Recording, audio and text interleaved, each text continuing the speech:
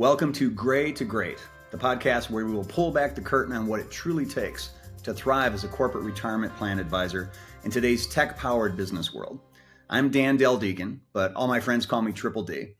As a former sales leader and CEO and now board member of the parent holding company of the Great Gray Trust Company, I know that success in this field goes beyond the numbers.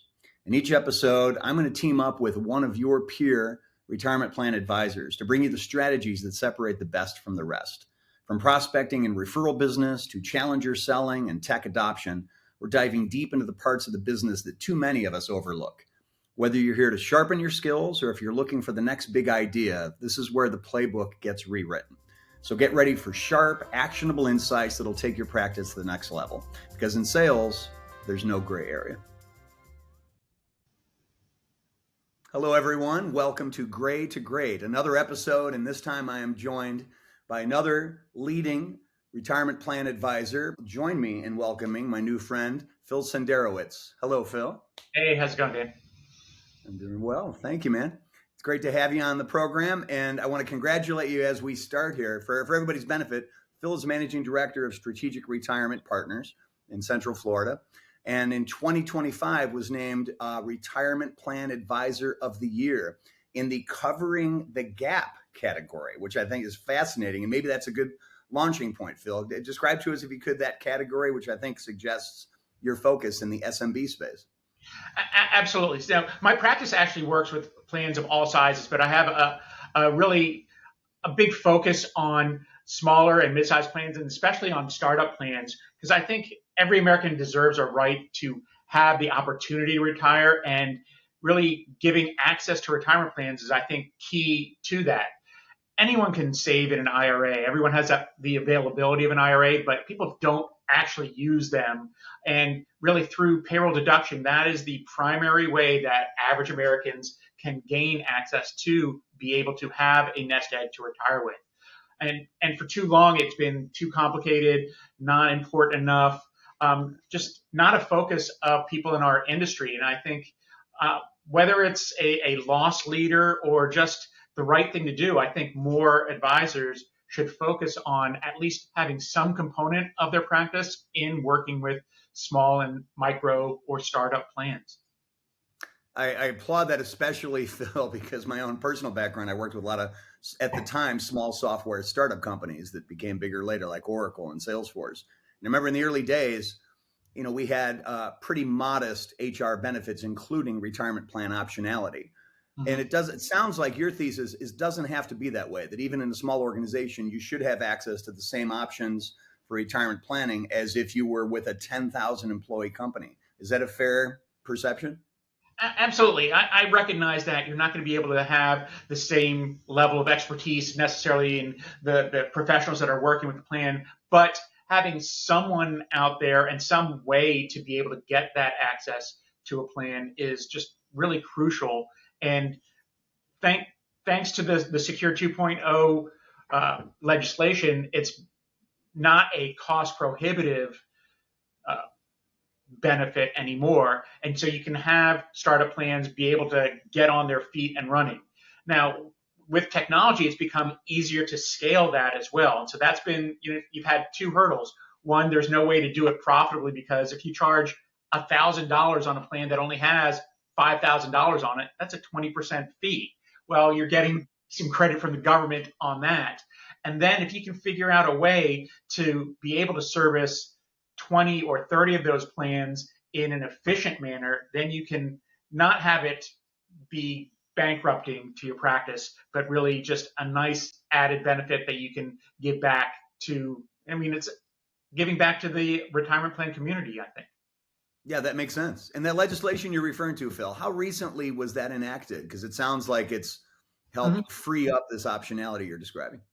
Yeah, so it was passed. Secure 1.0 was passed several years ago, but Secure 2.0 passed in the end of December 2023. So really, 2024 was the first year that the really great startup benefits were available. And they're tax credits, not tax deductions.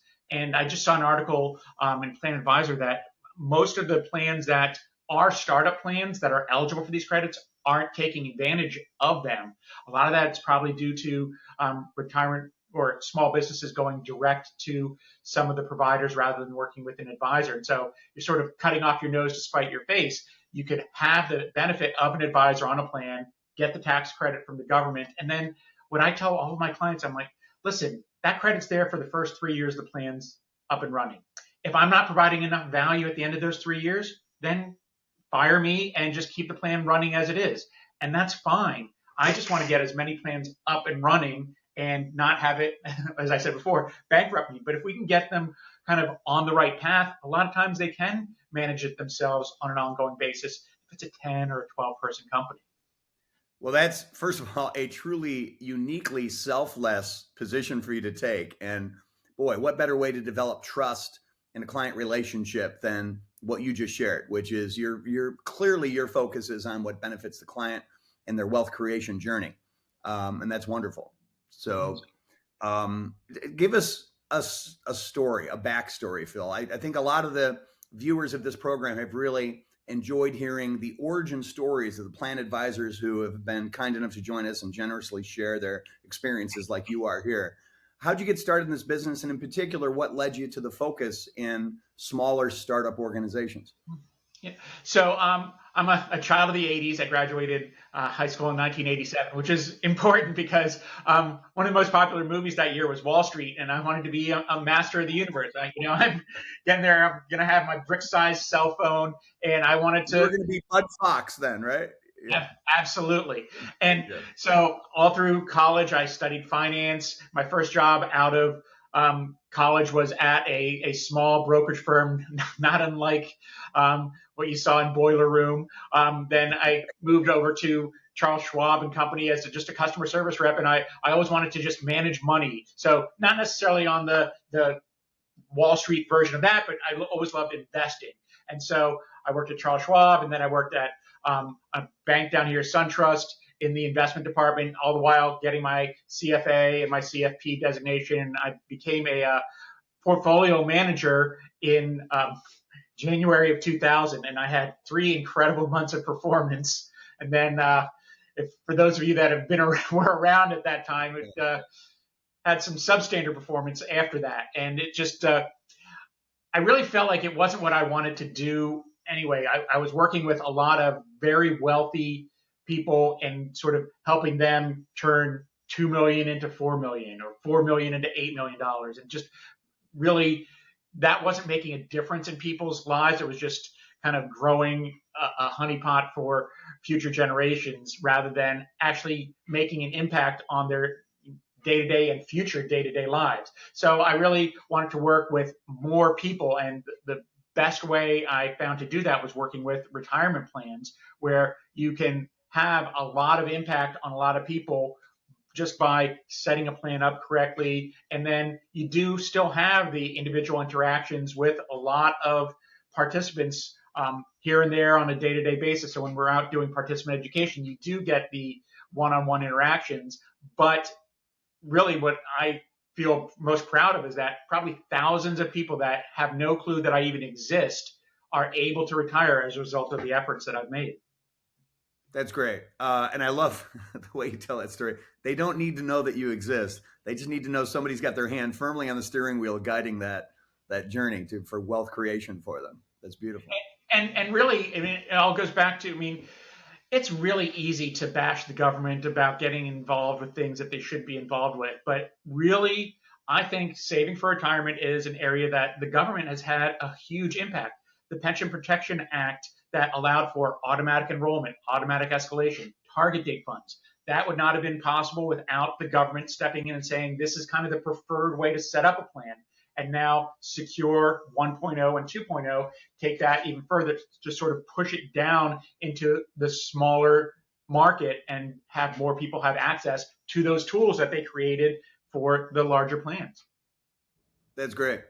It's an important reminder that there is some legislation that comes out of Washington that can actually benefit all Americans, right? So, all right. So on that front, so you get into this business, you've clearly been successful as a retirement plan advisor. You found a niche in these startup, high growth, early stage companies.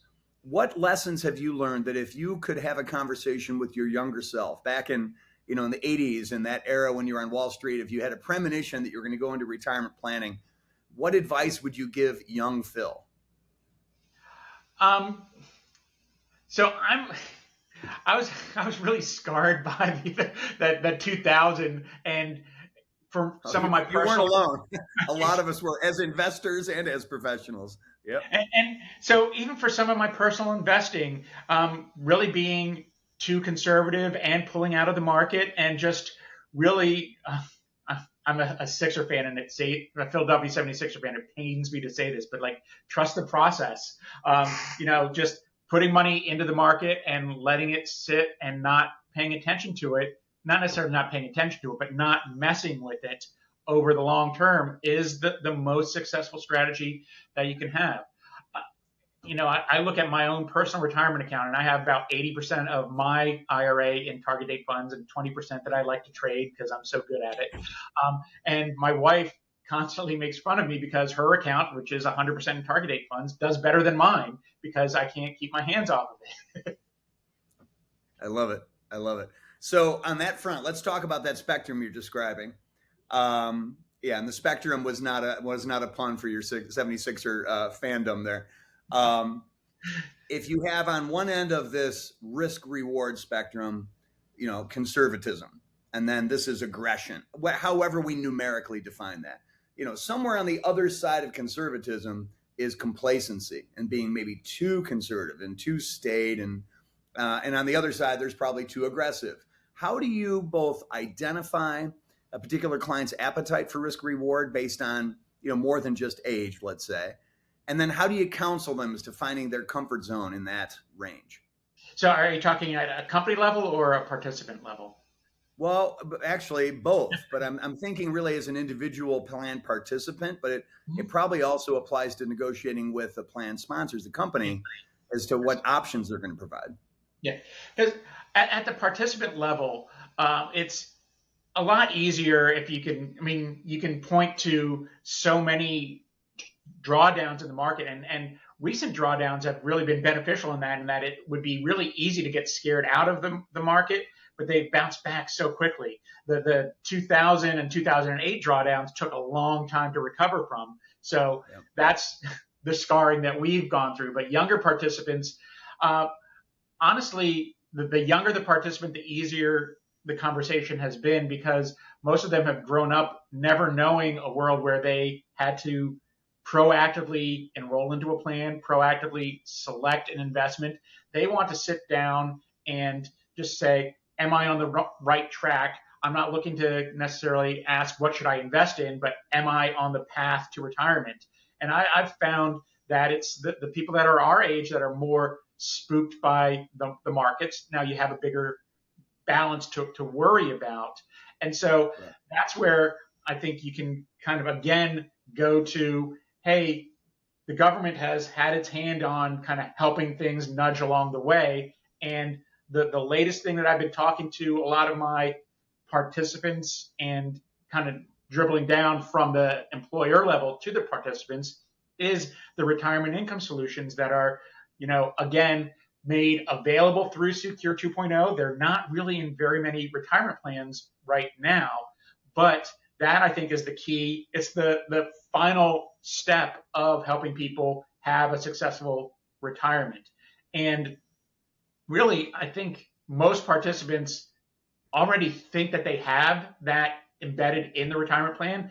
If you talk to most of the participants I talk to, don't understand that they're saving for retirement and then they're just going to get a big pot of money and they have to figure out how to spend it. They think, I have a retirement plan, and that plan means that when I retire, I'm going to get money when I retire, which they will, but not in an organized fashion. And it's similar to, hey, let's create target date funds so participants don't have to figure out how to invest.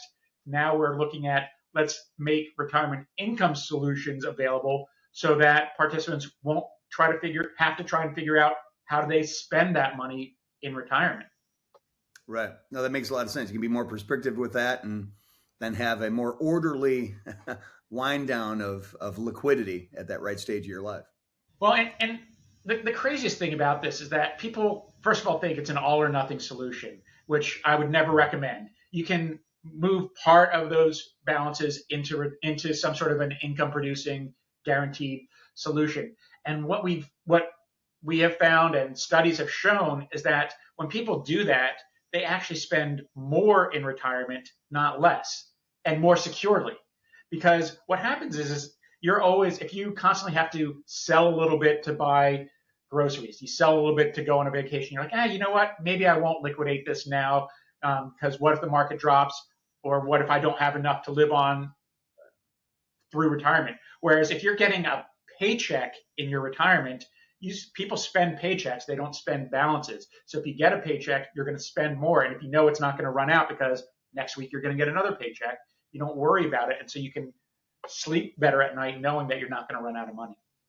Yes. And good quality sleep is certainly one of the outcomes that we seek in these conversations about wealth management.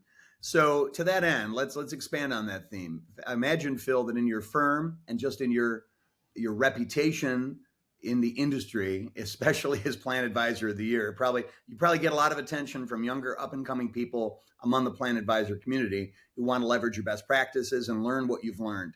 What kind of advice do you give to young people who are starting off, who this audience is largely made up of, is rising Plan Advisors? Yeah. So I really think that the key to success, if I was starting out today, I would figure out a way to get as many small startup plans as possible and be able to service them in a reasonable way in some sort of a system. And you just never know really what's going to happen is if you have 20 startup plans, 5 of them might never break $100,000. I mean, they might never amount to anything. And 10 of them might end up being, $1 million, $1.5 million, and kind of stagnate there. One of them will turn out to be a 20 or 25 million or bigger plan.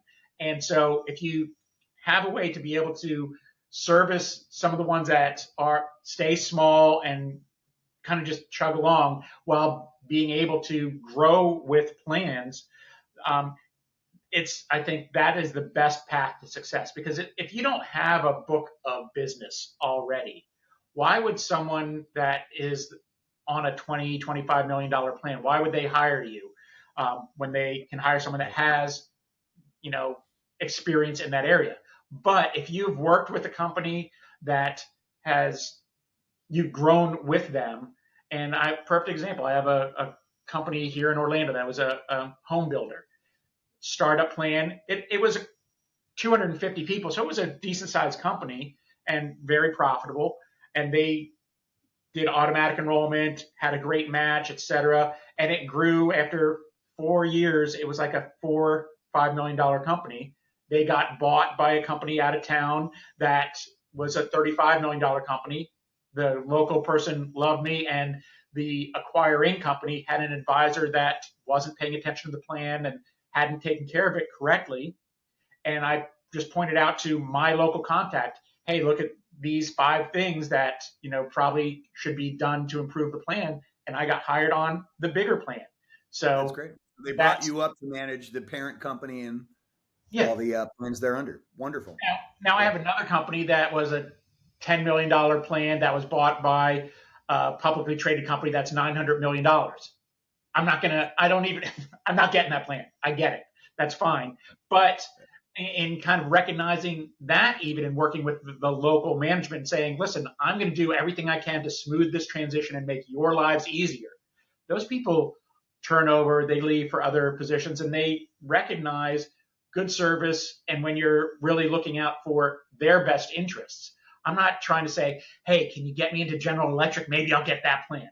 It's not going to happen. It's like, how can I make your job as easy as possible so that you can get through this transition, which is going to be, stressful for them from a bunch of other places. So anything I can do to kind of make their lives easier, it's going to pay dividends down the road.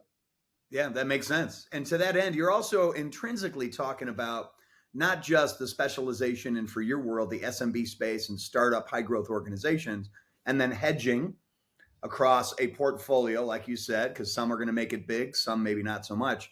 But the power of specialization in and of itself, Phil, talk a little bit more about that if you could, because I think a lot of the plan advisors listening here might figure, all right, well, my specialty is, manufacturers or big companies or, this type of organization. What, to your point, is the value of specialization to have a repeatable process? And in your firm at Strategic Retirement Partners, do you all have different areas of specialization?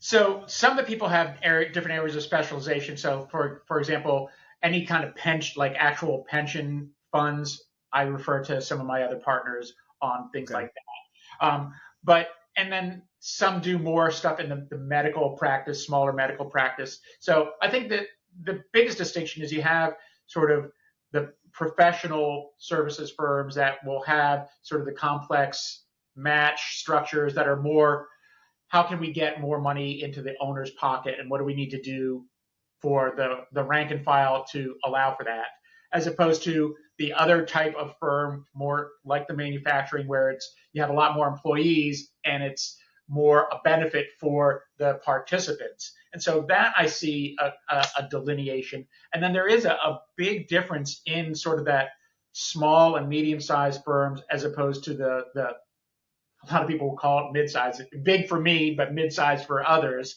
But the work that it takes to, or the questions that you get on a $1.5 million plan, I guarantee that advisors that work primarily in the 20 million and up market wouldn't be able to answer half of the questions that I get on these small plans. Now, granted, I probably couldn't answer questions that they get on a day-to-day basis, and that is specialization.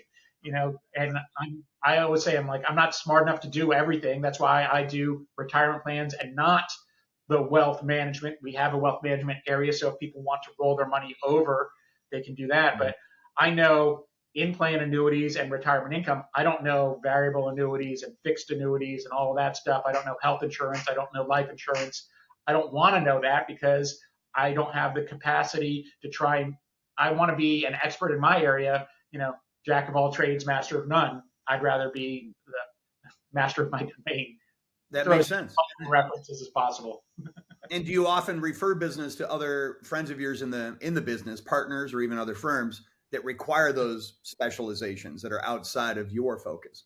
Mm-hmm. Absolutely. So I'll refer some wealth management clients even to other local advisors if I think that they really will be a good fit. And then I partner the other way as well because, like I said, a lot of advisors are more wealth management focused and don't understand retirement plans. So I actually have partnered with other advisors where I say, listen, I'll do the retirement plan and I'll be the advisor at the plan level, but you can do, basically I say I'll speak when spoken to. If you want me to do meetings with the retirement plan committee, I'll do that. If you want me to prep everything for you and then you take that in and you do the meeting, that's fine too.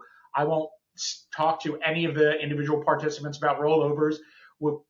One of the things that I do for a lot of my plan sponsors is we create a custom retirement plan portal specifically for the plan, and it has contact information on how to log into the plan, the plan specifications, et cetera. And there's a place on there to book an appointment with me as a participant, so a participant can book an appointment with me.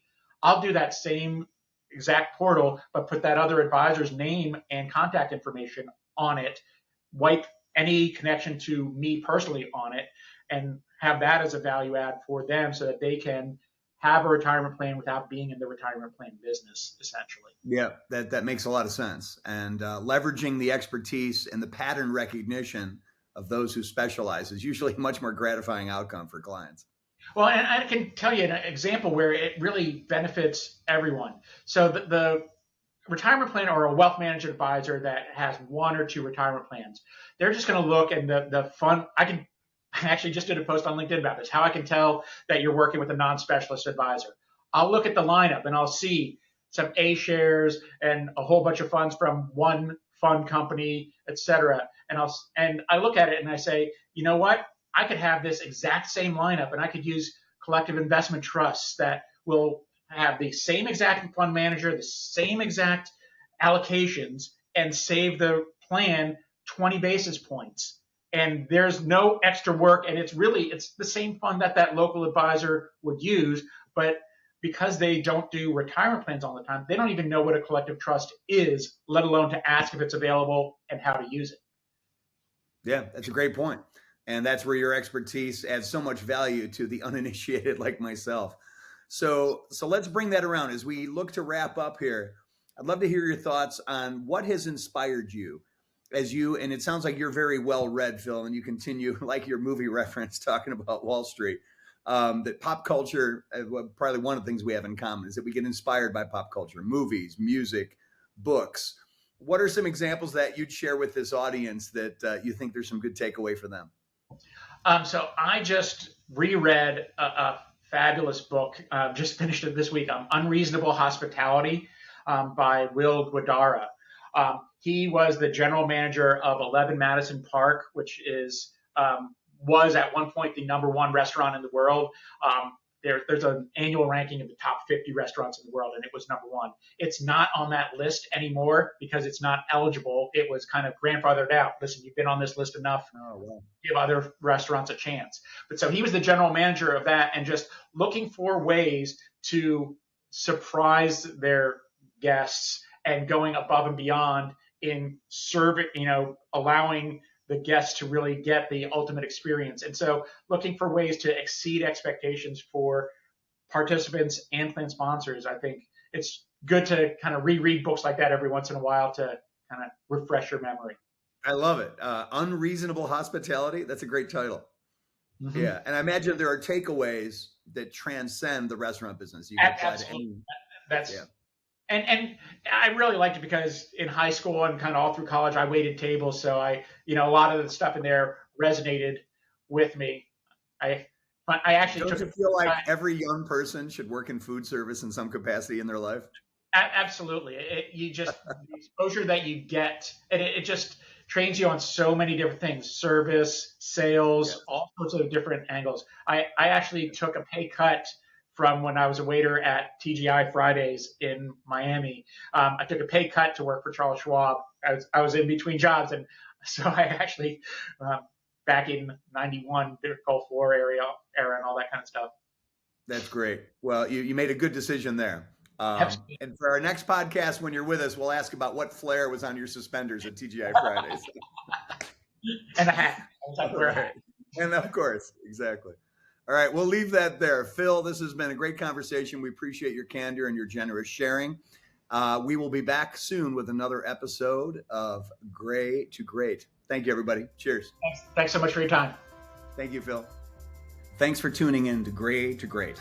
I hope you're walking away with a few new ideas, a few bold strategies, and a bit more fuel to take your business further than ever. If you found today's conversation valuable, make sure to subscribe, leave a review, and share this episode with a colleague. The best way to stay sharp is to keep learning together. So I'll see you next time right here where we will cut through the noise to bring you what really matters. Until then, keep pushing forward because there's no gray area in achieving success.